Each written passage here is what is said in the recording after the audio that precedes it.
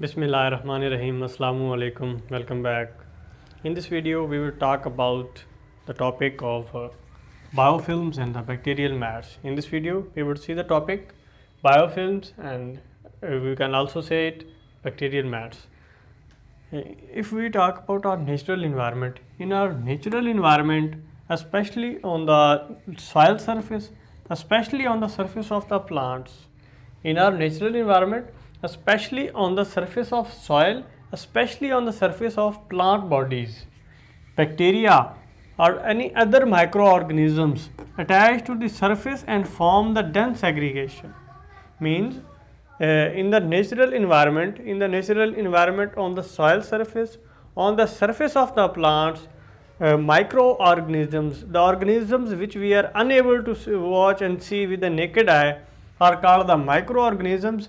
These microorganisms, and in these microorganisms, especially the bacteria attached to the surface of these soil and plant bodies. Means bacteria attached to the surface of soil and plant bodies form a dense aggregation.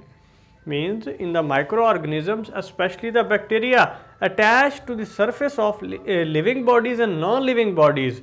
In the living bodies, we can especially say about the plant bodies, and in the non-living we here had seen about the soil. Means the bacteria attached to the surface of soil, bacteria attached to the surface of plant body form the dense aggregation. This dense aggregation is called biofilms, or we can say bacterial mats. Means bacterial mats or a biofilm is the dense aggregation of the bacteria, and this dense aggregation of the bacteria can have a thickness from very few micrometer to 0.5 meter. Dense aggregation of the bacteria on the surface of soil, on the surface of plant bodies is called biofilms and bacterial mats. And these bacterial mats, these biofilms range in thickness from very few micrometer to 0.5 meter. And this bacterial mats or biofilms also have a multiple species of bacteria, protist and archaea. Bacterial mats, biofilms, dense aggregation of bacteria on the surface of plant bodies, on the surface of soils, range in thickness from very few micrometer to 0.5 meter, and these contain the multiple species of bacteria, protist and archaea. And this dense aggregation of microbes, this dense aggregation of especially the multiple species of bacteria display a complex arrangement. This dense aggregation display a very complex arrangement of cells and extracellular components.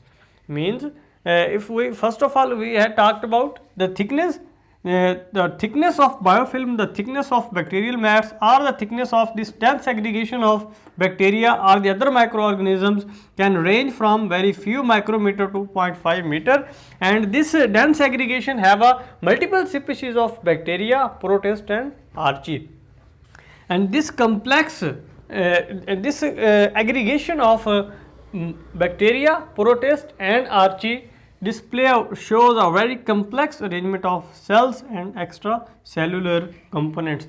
This complex arrangement of cells and extracellular components in the bacterial film, in the bacterial mats or a biofilm, form a secondary structure. That secondary structure is called microcolonies. What are the microcolonies? Microcolonies are the complex arrangement of cells and extracellular components of bacteria, protist and archaea in the dense aggregation of biofilms. Means microcolonies are the secondary structure in which there is a complex arrangement of cells, extracellular components, complex arrangement of cells and extracellular components of bacteria, protist and archaea on the surface of soil and plant bodies. These are called microcolonies, and these microcolonies have a network of channels. Through these channels they enable the better nutrient diffusion. Dense aggregation form a secondary structure. Dense aggregation secondary structure is called microcolonies. These microcolonies have a channel. Through these channels they enable the better nutrients diffusion, better nutrients exchange, and these dense aggregations of bacteria, these biofilms are important, so much important in the field of medicine, and wherever the chronic bacterial infection is used to found, there the dense aggregation of bacteria is found. And if we say how to kill these bacteria, how to get rid of the infection of these biofilms containing bacteria, we use normally antibiotics to kill the bacteria. But when the bacteria are in the form of biofilms, then it is too much difficult to kill the bacteria in the biofilms than the bacteria present in the isolated form. And what are the examples of the biofilms and bacterial mats? The most common example is the dental plaque in the human. Dental plaque, what is the dental plaque? Different patches of yellowish color used to have over the teeth, and discoloration of the teeth, yellowish color of the teeth, that's a dental plaque. And this dental plaque is used to be caused by the biofilms. Biofilms mean the dense aggregation of the bacteria.